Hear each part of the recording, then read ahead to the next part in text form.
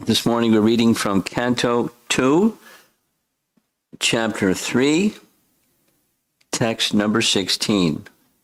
You can find the verse on your phone, betabase.com. 2, 3, 16. Narayanam namaskritya naram chaiva narottamam devim saraswatim vyasam tato jayamudirayat. So, Savai Bhagavato Raja Pandaveyo Maharasaha Bala Kridanakai Kridan Krishna Kridam Ya Adade Savai Bhagavato Raja Pandavebhyo Maharataha Bala Kridanakai Kridan Krishna Kridam Ya Adade. Maharaj Parikshit, the grandson of the Pandavas. Whoops, we read. That was the wrong verse. I'm very sorry. Let's go to text 16, because that was 15. Vayasakischa Bhagavan Vasudeva Parayana Urugaya Gunodhara Satam Syurhi Samagame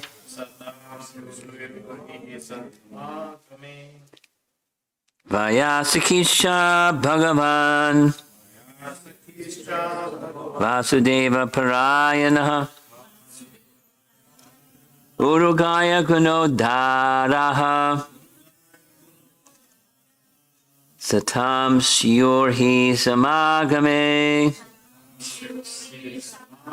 Translation: Shukadeva Goswami, the son of Vyasadeva, was also full in transcendental knowledge and was a great devotee of Lord Krishna, son of Vasudeva. So there must have been discussion of Lord Krishna, who is glorified by great philosophers and in the company of great devotees. Purport. The word satam is very important in this verse. Satam means the pure devotees, who have no other desire than to serve the Lord. Only in the association of such devotees are the transcendental glories of Lord Krishna properly discussed. It is said by the Lord that his topics are all full of spiritual significance. And once one properly hears about him in the association of the satam, certainly one senses the great potency and so automatically attains to the devotional stage of life. As already described, Maharaj Parikshit was a great devotee of the Lord from his very birth, and so was Shukadeva Goswami. Both of them were on the same level. Although it appeared that Maharaj Parikshit was a great king accustomed to royal facilities, whereas Shukadeva Goswami was a typical renouncer of the world, so much so that he did not even put a cloth on his body. Superficially, Maharaj Parikshit and Shukadeva Goswami might seem to be opposites, but basically they were both unalloyed pure devotees of the Lord.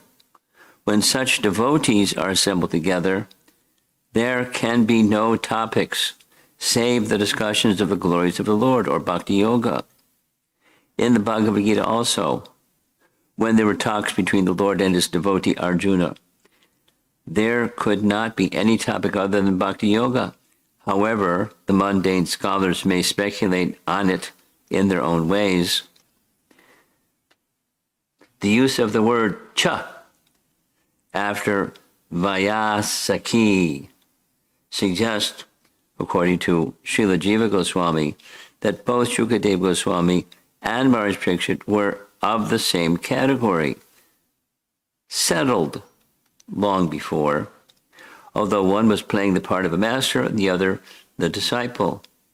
Since Lord Krishna is the center of the topics, the word Vasudeva, Parayana, or devotees of Vasudeva, suggests devotees of Lord Krishna, the common aim.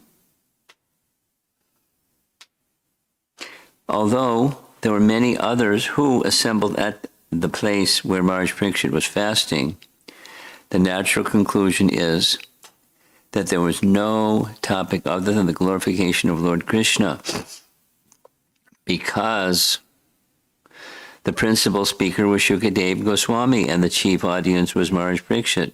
So Srimad Bhagavatam, as it was spoken and heard by the two principal devotees of the Lord, is only for the glorification of the Supreme Lord, the personality of Godhead, Sri Krishna.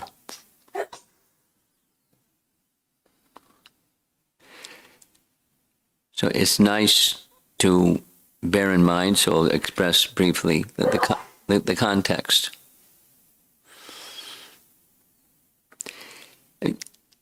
The context is Sutta Goswami is speaking to sages, and he's speaking about this exchange between Maharaj Parikshit and Shukadeva Goswami. So in that context, why is Sutta speaking to sages? Because earlier, going back to build the structure of the context, the age of Kali had begun. And the sages knew that the age of Kali had begun. Krishna had departed. That was assigned astrologically. And then there were symptoms, this and that and the other, indicating symptoms that Kali Yuga was moving forward. And they, the sages, knowing these two things, after Krishna's departure, things go way down. So they decided to conduct a 1,000-year sacrifice, meaning as soon as the fire from one sacrifice is finished, the other fire is lit, and then it continues, one fire after the next, one yajna after the next, for 1,000 years. That was their plan. And the purpose of such a yajna was create auspiciousness, thereby diminishing the negative influence of Kali. They chose a sacred place, Naimisharanya, to conduct these yajnas. And there they were conducting yajnas. And much to their surprise and joy, Shaunaka Rishi, Sutta Goswami appeared.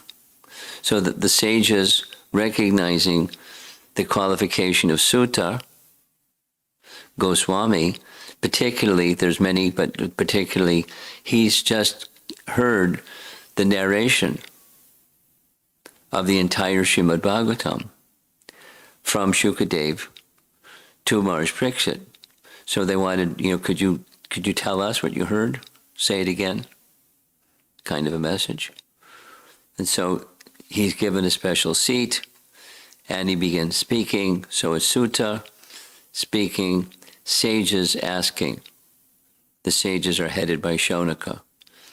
So while that's being narrated, then from time to time, aside from the philosophy and the histories and the content of their conversation, from time to time, specifically, comment is made as if Shukadeva Goswami is speaking, Maharaj Parikshit is listening. But just for context's sake, it's not happening at that time. It's being referred to by Sutta, what he heard. Maharaj Parikshit said, Shukadeva Goswami replied, as if as if they're the ones who are speaking, but they're not the ones. Sutta, it's a detail, but context-wise it's important. So similarly, Canto 2, 1, 2, and chapters 1, 2, and 3, very important chapters. They flow as a connection from one to the next to the next. And now this chapter is pure devotional service. And to describe pure devotional service, the reference is being made to this exchange between between Maharaj Parikshit and Shukadev. So the previous verse was Maharaj Parikshit. Now this verse is Shukadev Goswami. Not elaborating at all, just saying, some highlights, some outstanding features.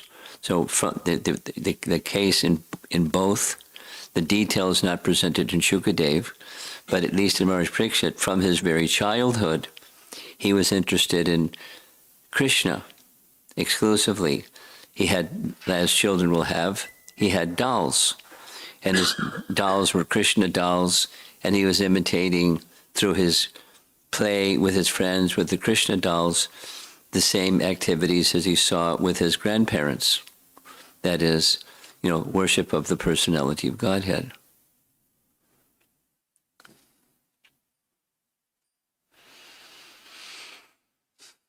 So from childhood, the point is, from childhood, from the very, very beginning, which has something to do with who he was before he was born.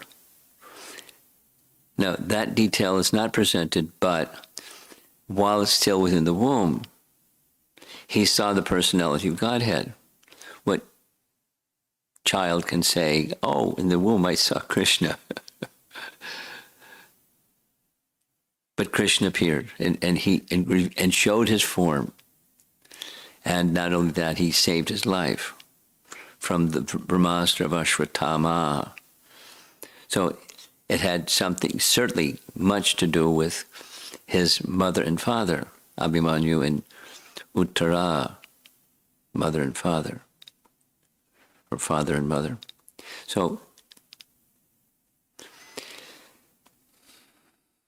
very qualified parents and very qualified child within the womb of Uttara, protected by the personality of Godhead. And so from the very beginning, not saying he was God realized, although one might make that argument, because you saw the personality of Godhead. Who can see the personality of Godhead? Unless the personality of Godhead shows himself, and who does he show himself to? Whoever he wants, but to a pure devotee. It was purposeful. Uttara prayed to Krishna, please protect the child in my womb. Here comes this Brahmastra. You kill me if you like, but protect the child in the womb. So he was protected by Krishna. And then he's being taken care of in his childhood. So anyway, so Maharaj Parikshit was from birth a pure devotee, Satam, and Shukadeva Goswami, similarly. You know the history, but we'll say briefly. While he was in the womb of his mother, he remained within the womb for quite some period of time, and Krishna personally came after so many months of being in the womb of his mother, so that he would come out, because Vyasadeva went all the way to Dwarka, and Krishna came all the way from Dwarka to promise the child in the womb of Vyasa's wife, come on out, you'll be safe, you'll be protected. I promise you'll be protected. So he came out. So, and then when he came out, he came out in an adult form, And he just laughed. So there's from the point is, Satam, from the very beginning, he's a pure devotee. Maharaj Parikshit, from the very beginning, a pure devotee. So pure devotee 1 and pure devotee 2, when they get together, what do pure devotees do when they get together? Krishna Katha. And because one is a Brahmana and the other is a Kshatriya, the Kshatriya is asking questions of the Brahmana, only appropriate culturally. And so that's being outlined in the purport here. They're both respectful to the other. At the same time, one is taking the position of the superior and the other is the one who's inquiring from the superior. And that's quite okay. It's, culturally just fine. The superior is not thinking himself superior.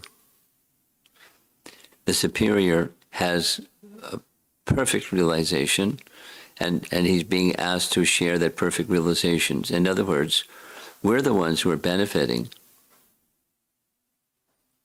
Although it's between the two, and there wasn't a recording device.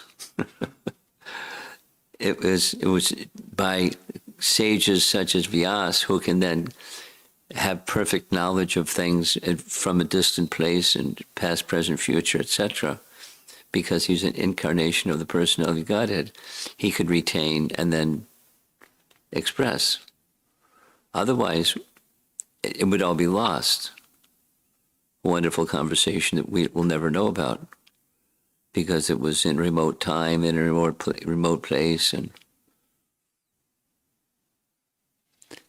so Vyasa had a great service to do for all of us. So the stage is set for the discussion between the two. And, the chapter indicates what the discussion is going to be about, pure devotional service.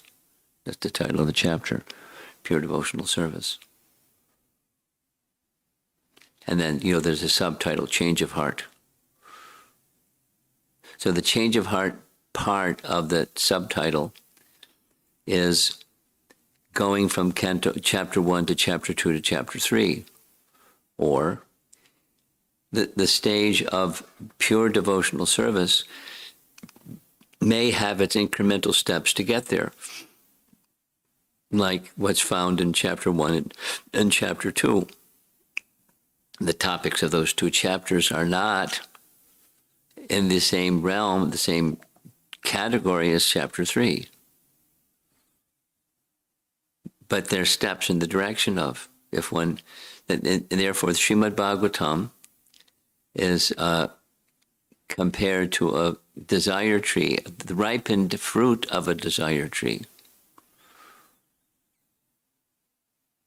The Vedas are a desire tree, and the Bhagavatam is representing the ripened fruit of the desire tree. That is, desire trees provide anything, at any time, in any season.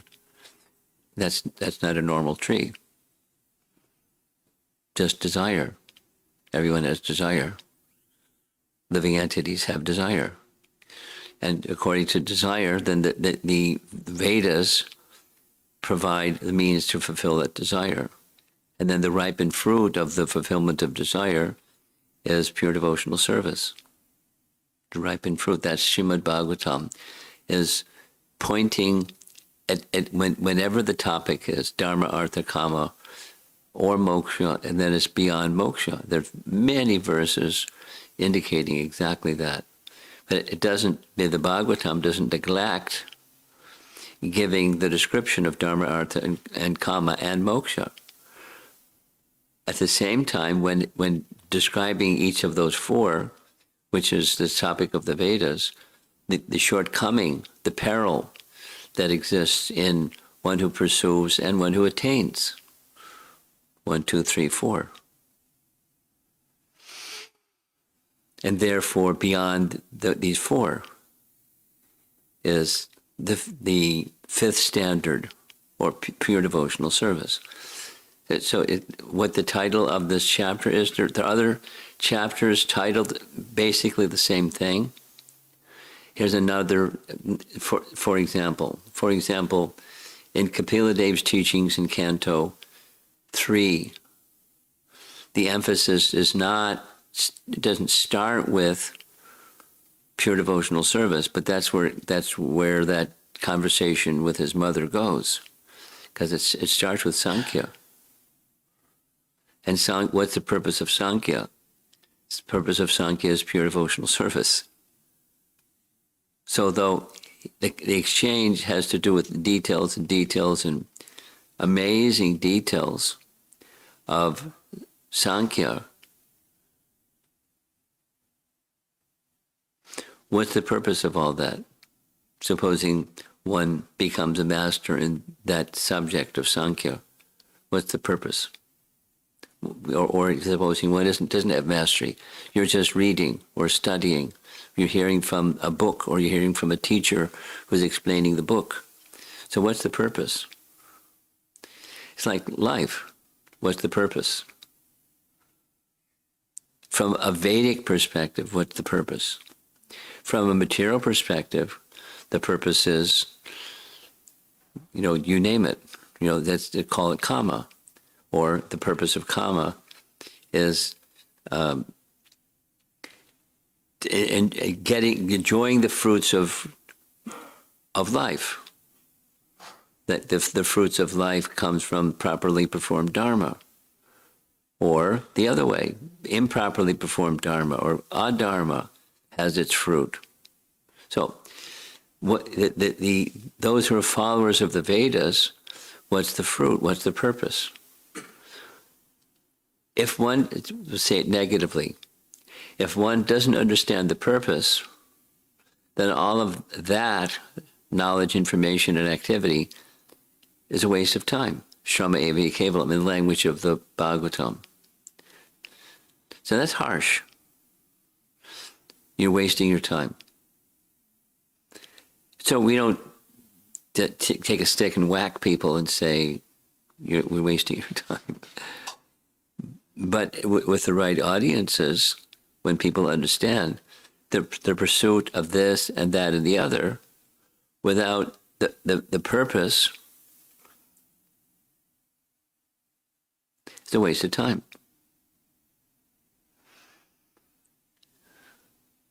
And it's not only the Bhagavatam that understands that. There are teachers and teachings that are in alignment with that same message. It's a waste of time. Just a little sharing. Each day in my email box, I get letters. And, a fair number of those letters is the boohoo letter. I just, there's this misery out here. Boohoo, what to do? And depends upon the person. The Bhagavatam has the answer to that.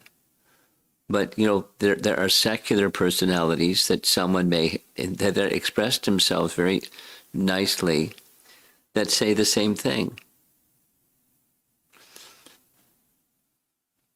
Here's one that of late I've been sharing. The person is named Viktor Frankl.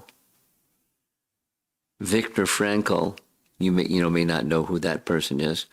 He was a Jewish man who, during World War II, he was in a Nazi concentration camp and he survived. And after he got out of after the World War II was over, he wrote books. And he conducted his profession. And one of his profession was a psychologist or a psychotherapist.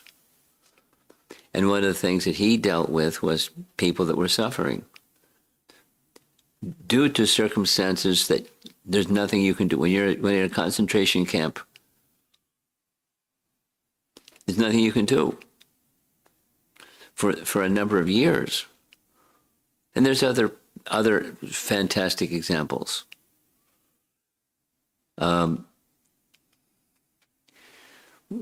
Anyway, let me say what he said in one of his writings. Many of the problems that people have are not due to the circumstance itself, but not having a higher purpose of life. I'll say it the other way. If one has a higher purpose of life, then circumstances are variegated sometimes and sometimes. It's the world of duality. Sometimes it's winter season. I heard it's going to get up to 90 today. And there's some parts of the USA, it's like snowstorms. And who knows what it's going to be tomorrow. And so it's a place of duality. The problem is not what the temperature out or how much snowfall. For some persons that's everything. But what's the purpose of dealing with the snowfall or the heat or the whatever it is, or the situation of duality? What's the purpose? Suffering is not simply the circumstance. Suffering is having a lack of purpose. Say it the other way. A purposeful life. So what's the purpose? What's the purpose of life? But a purposeful life doesn't place so much value in the temporary, because that's not the purpose of life. Having a happy temporary life, that's not the purpose of life. If that's not the purpose of life, what is it? That's a good question. And the scripture, particularly the Bhagavatam and Bhagavad Gita, are very clear what that purpose is. And when there is a sense of that purpose, then the duality is whatever the duality is. It's inconsequential. Say it the other way, one more time. Without that sense of purpose, whatever you do to counteract the difficulties, it's a waste of time. So it's not to say you should do anything that's on the temporary platform, but the purpose, what's the purpose?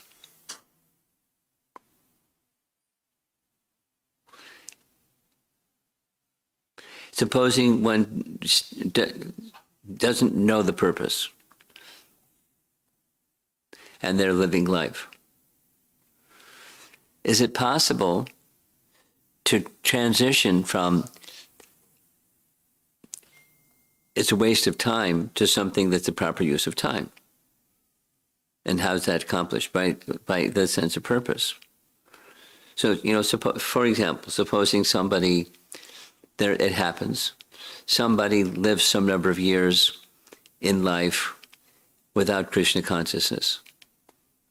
And, it's a waste of, according to the Bhagavatam, they're wasting their time. The valuable human form of life is being wasted. And then that same person or family or whatever, they wake up. Something happens and something happens. We just had this little discussion. Some persons at a certain stage of life, then they contact the purpose. And because they're sincere, it's a wow experience. And it takes a while to go from waste of time to the wow experience, but it's that wow experience that can transition from waste of time to meaningful. Prabhupada's a classic example is the blades of the fan that's spinning and you turn the switch off. The blades of the fan will, not may, they'll continue to spin, even when the switch is off. But, and we don't fault, they just heard Prabhupada this morning, Prabhupada speaking on this point. We don't fault the person that they're still doing some stuff in the realm of meaningless stuff. But in no, or the improper conduct for someone who is an aspiring sadhu.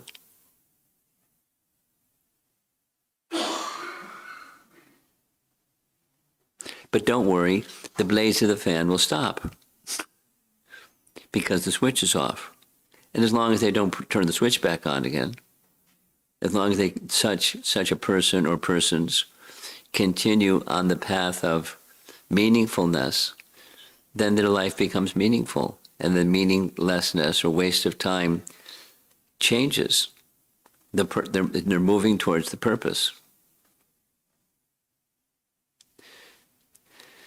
So summation. This back to Viktor Frankl or the Bhagavatam. The circumstances of life are not the problem. The problem is not having a right purpose. It's not, duality is not lovely. And this side of duality is not lovely and compared to that side of duality that's ugly and awful.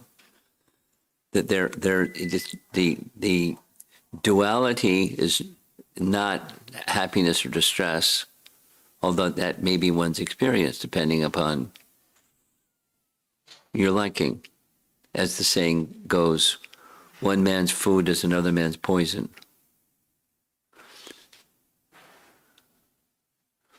Or there's a little rhyme in America I learned when I was a kid.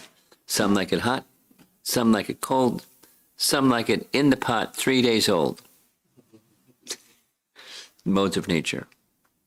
In the pot 3 days old, we know which mode that is. So there's modes of nature. According to modes of nature, there's liking and disliking. And then there's transcendence. So the duality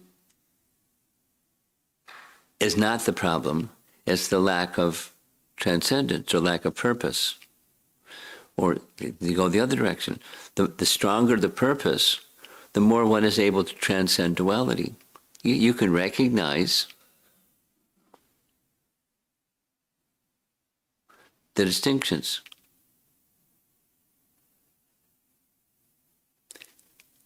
One of the families here in Dallas, previously they were living in Chicago. And then 5-6 years ago, they moved to Dallas. And all the kids in the family are born in Chicago. So I asked them, you like the weather in Dallas? Some people, that's happiness, is the warmer weather in Dallas. That's a mistake, or it's foolish.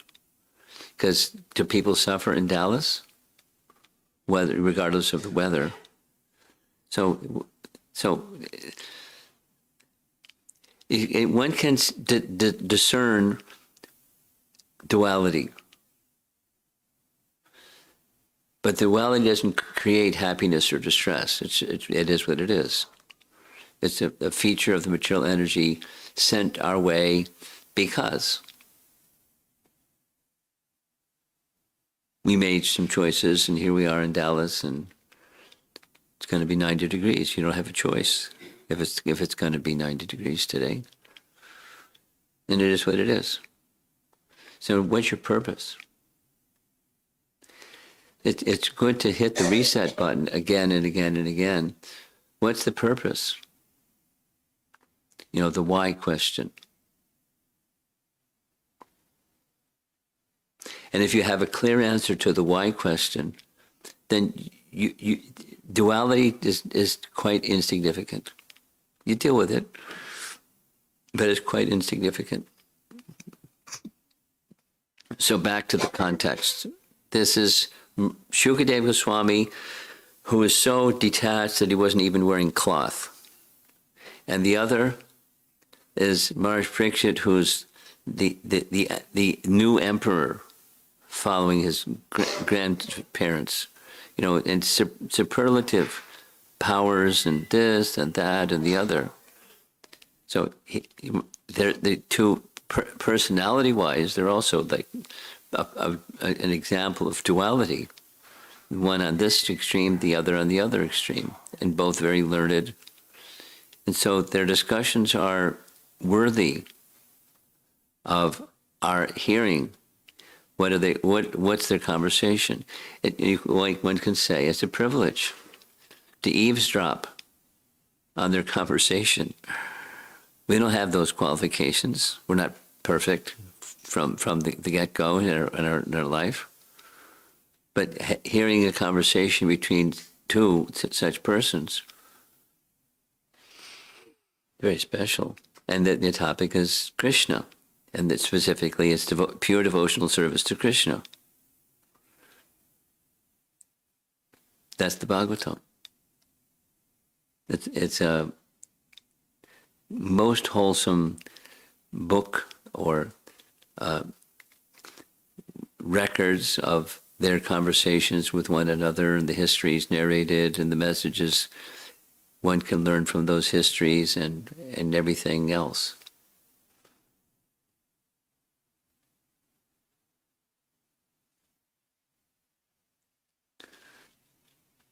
So far into this chapter 3, it's just setting the stage. And then comes, the narration of pure devotional service. And contrasting pure devotional service with what pure devotional service isn't. That's an important part of any kind of definition, what something is and what something isn't. So that's going to be presented so that we're clear. Or anyone who reads the Bhagavatam can be clear what pure devotional service really is. And there's the other topics are leading to that one topic explicitly. And that's the purpose, pure devotional service. That's the Bhagavatam. Let's see if there's some discussion. Here we are, 10 minutes after 8.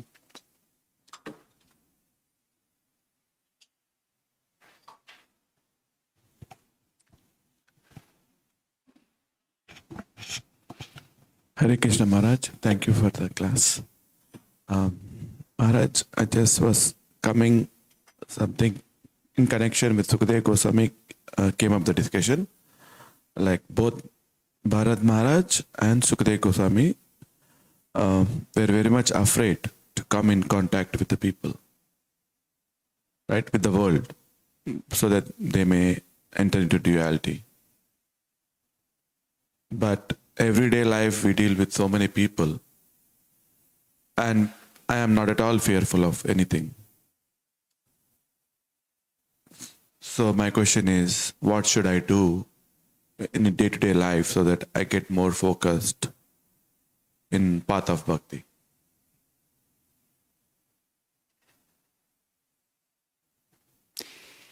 Devotional service, Shravanam Kirtanam, attend Bhagavatam class every day,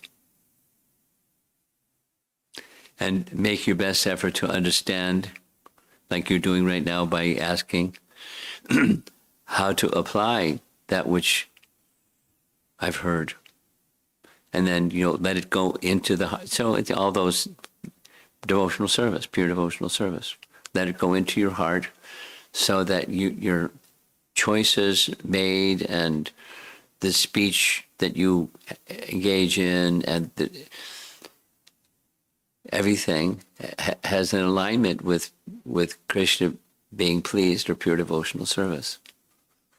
So you move it, you cultivate in that direction with a prayer that Krishna please be kind, and it could be because you're kind. Please assist me, and through sending your representatives and messages, etc., so that I can reach you.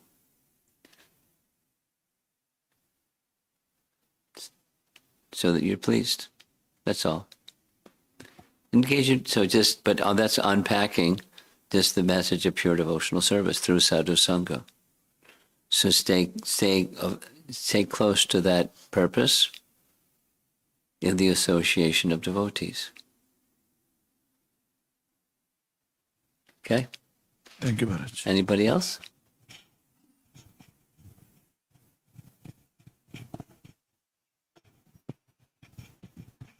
Thank you, Maharaj, for the wonderful class. So, in my life, I understand the purpose of life to serve the Lord, to get the love of Godhead. But I don't have the ability, Maharaj. You don't have the what? I don't have the ability to do. Ability? Yeah. Well, where does ability come from? So, chanting 16 rounds. No, but I'm where does not able ability to come do from? 16 Where does ability come from? Super soul. The ability to remember, the ability to forget, the ability to walk across the floor. Where does ability come from? You're saying you don't have ability, but somebody does. So make that connection. You can't say I don't have the ability to make that connection. You can say that, but that's not true. It's silly. There's no material impetus and nothing material that can stop. So move to the spiritual platform. I'm not able. Not true. It's a poor excuse. I'm not able. Just reach out and Krishna is there. And those that are connected to Krishna, reach out to those who are connected to Krishna, and your connection is restored. It's eternally, it's intrinsic to your identity.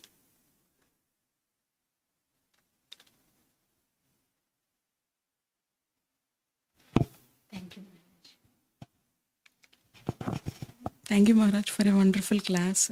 Jai Shri Prabhupada. Maharaj, I have a question like, so Parikshit Maharaj is detached to the material world and he is eligible Parikshit to... Maharaj, speak slowly. Parikshit Maharaj what? Yeah, Parikshit, Sukadeva Goswami is detached to the material world and he is eligible to speak. You're speaking too fast. My hearing is not good. Use the microphone. Speak slowly. It'll help me understand. Because then once I understand what you're speaking, then I can respond. And if you speak and I Yes, can't Prabhuji. understand it, I can't respond. Yes, Prabhuji. Go ahead. Go for it. So, my question is, Parikshit Maharaj is Sukadeva Goswami, how he is eligible to give Srimad Bhagavata narration to Parikshit Maharaj, and is he having special mercy from Krishna? He knows everything what Krishna is thinking. He just describing to the Parikshit Maharaj. So he does have the mercy of Krishna of here. What Krishna is thinking, he know before itself how it. That is what my question. Did you get what she said? Hare Krishna Prabhu. No, I'm asking him. So if I can rephrase and let me know if I am right, what she wants to understand is how is that Sukadev Goswami is able to narrate the Bhagavatam to Parikshit Maharaj. Is it that Krishna has confidentially empowered Sukadev Goswami to narrate it? Is that accurate? Okay. To me, it sounds like a rhetorical question. For example, do you cook? Of course. Where does the ability to cook come from? From Krishna. Where's the ability? That's a good question. I'm not able. Where does the ability come from? Where does Sukadeva Goswami's ability come from? Same place. So it's a rhetorical question. The ability to do anything. The ability for Sukadeva Goswami to narrate comes from Krishna. He's endowed by Krishna with that ability. And he does it. Whatever his humility and, his sense of self-worth and, all of those modern things, he's devoid of false ego. He's a servant. He's serving Krishna. And the serving Krishna as speaking Krishna's message, he's empowered by Krishna to do that. Yes. And your ability to cook comes from the same place. It's like what Prahlad Maharaj said to his father. Where are you getting your power from? Hiranyakashipu wanted to know. I tried in so many ways to kill you, and I'm the most powerful person in the universe, and I couldn't kill you. Where are you getting your power from?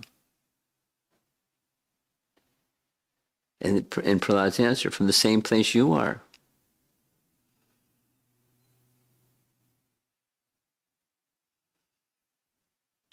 There's one source.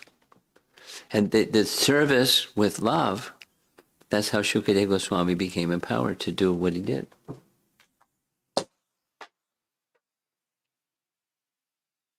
Okay? Good.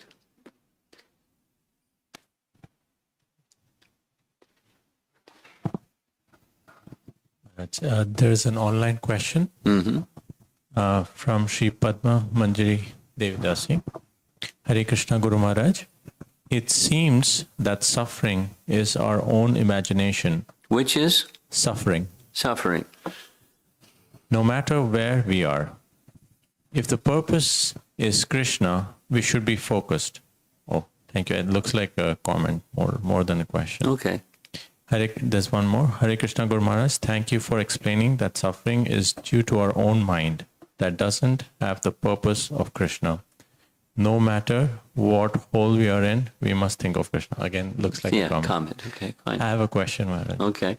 So this Bhagavatam says, Akama sarva kama va, moksha kama udaradi, tivrena bhakti yogena, yadeta purusham. Yeah, nice verse. That verse, and then one of the 10 offenses is to have material attachment even after getting so many instructions. Like, that's bad for you. So how do we reconcile these two? Because here it says sarvakama. Sarvakama would include material also. Sure.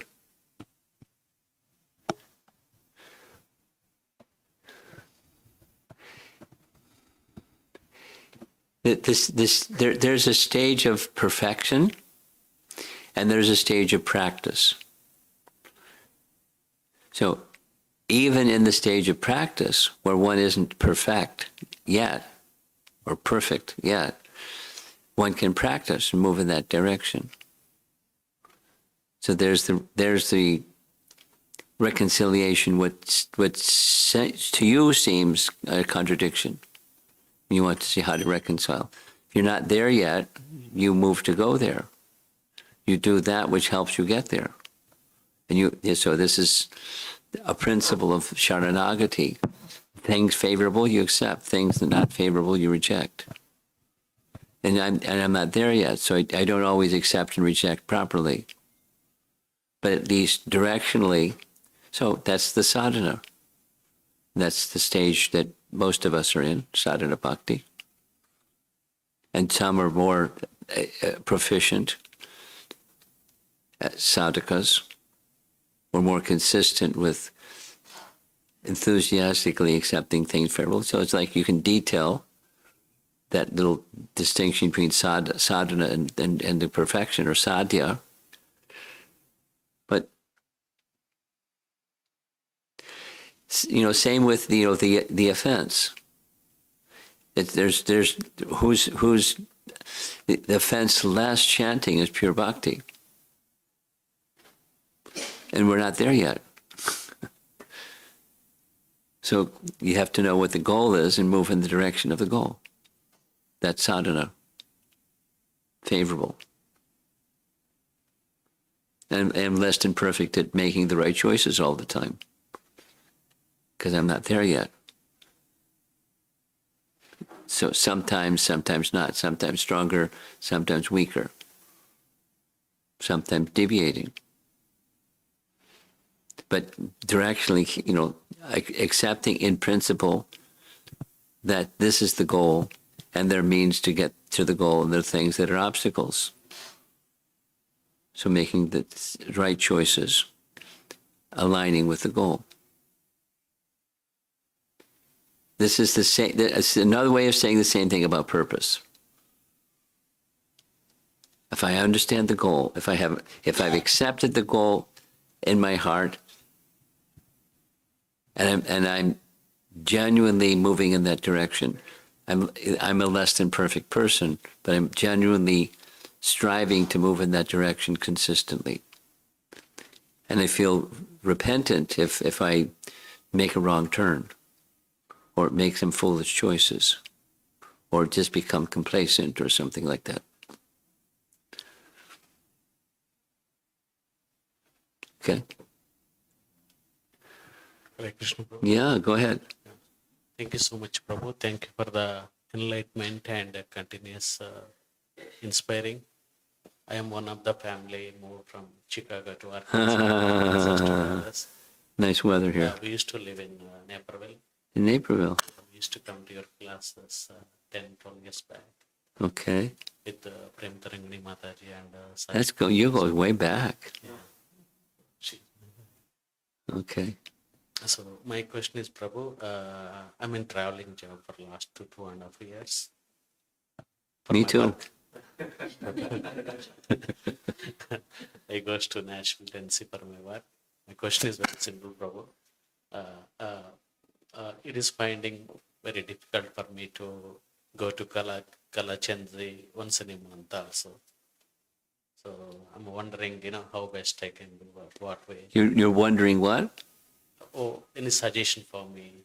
How can I reorganize my material work? Well, once you buy into the program, you're kind of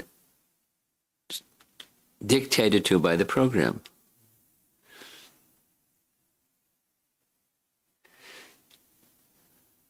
No, the decisions were made some time ago, and there's consequences, good and bad and mixed, for those decisions that were made. So you possibly reevaluate the decision, but then what's, to step back to the topic that I've been emphasizing today, what's the purpose of that? Is there a way that the higher purpose of life can be fulfilled, given this model that you chose, or you made choices that got you to this model?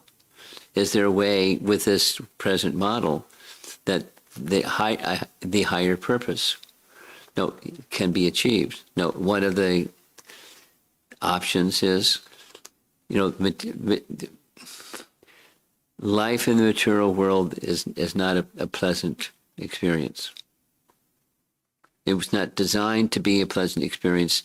Even if you drop this one and do that one, it's not a pleasant experience. Problem solving is a big part of material life. And if it's not this problem, it's 10 other problems over there. And that's because it's problematic. So reevaluate. What can you do? Reevaluate the purpose.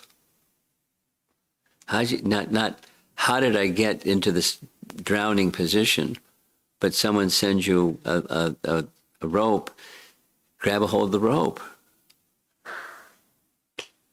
And do that which within your present circumstance, to your capacity, to your intelligence and the resources that Krishna gives you, that the higher purpose of life, it can be accomplished.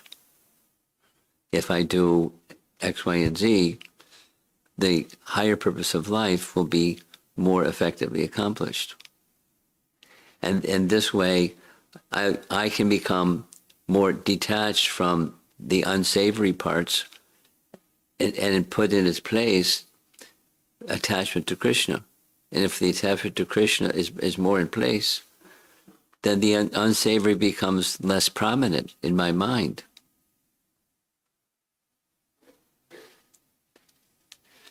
Now, it's certainly possible. Some people do this. You just hit the reject button and make another decision.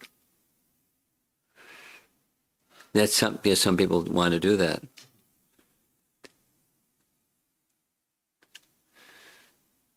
And then you have another set of pluses and minuses.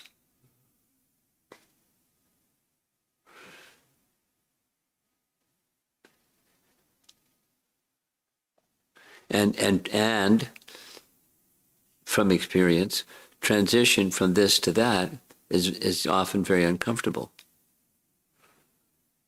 Like, moving from a child through the teenage phase of life, it's uncomfortable. Becoming an adult from being a child, being independent more from dependent. It's, transition is so, it may be the best thing, it may not be the best thing, but it may be the best thing. You just stay on board with the decisions that were made, and you accept responsibility for the decisions that were made, and look towards how to connect with a sense of purpose. And when that sense of, what's that you say yes to from your heart, and then then you can navigate the circumstance much better with intelligence, with patience, with perseverance. And the other side, there's retirement. I don't have to do this anymore. I don't have to tightrope walk anymore. And then what? And then comes another, like, what's that stage of life like? Following this one. I know some people that are at that stage of life, and there's another uncomfortable. Because they become accustomed to this one, and now there's another one. So, it's the reset completely, and don't buy into the material program.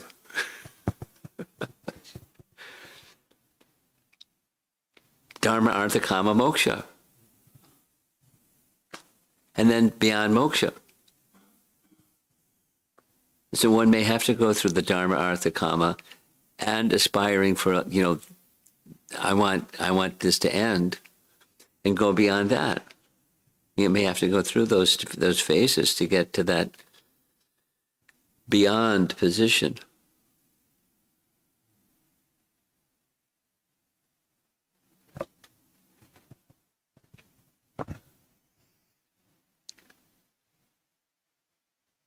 The purpose of varnashram is to go beyond varnashram.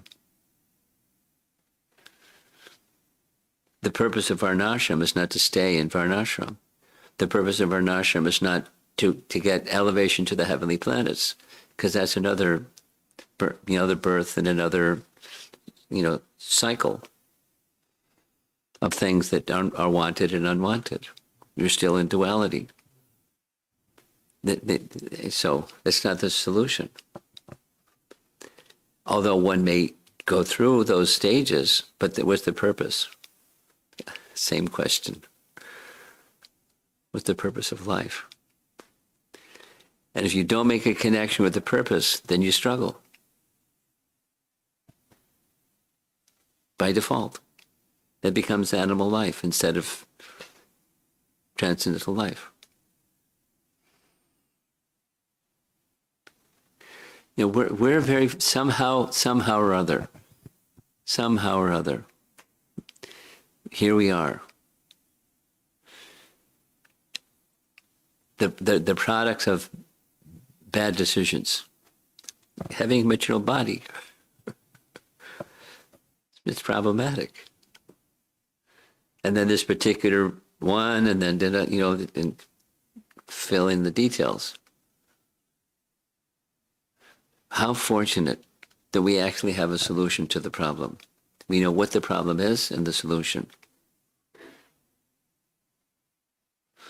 At least the potential is there within transcendental teachings.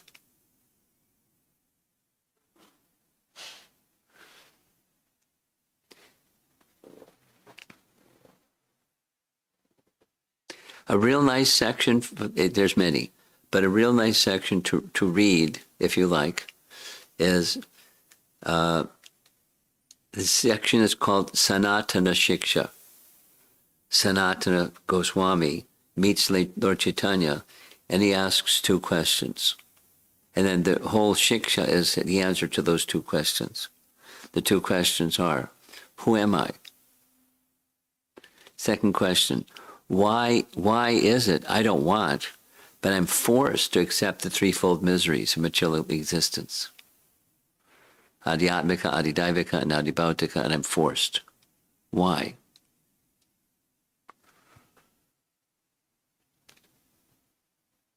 So that's the why question. And then from the why, the answer to the why question comes the what and the how. But if I don't have the answer to the why question, I'm not going to have the impetus to do the what and the how.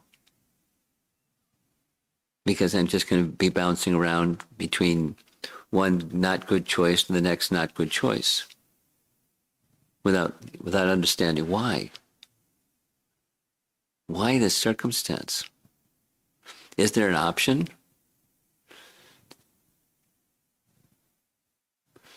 So the pinch that you're expressing is good.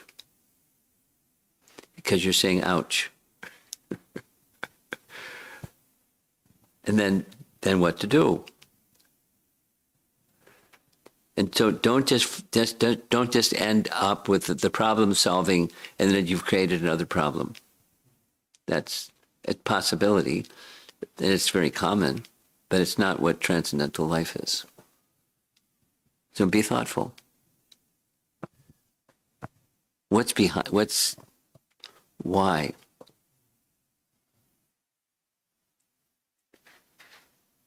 And who am I? And why is it like this?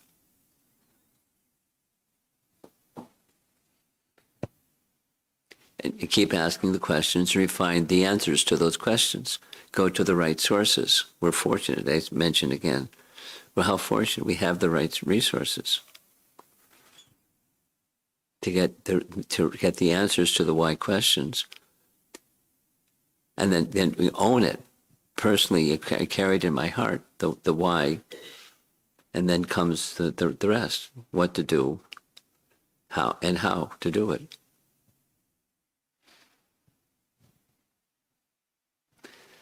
Okay, let's end. Srila Prabhupada ki jai.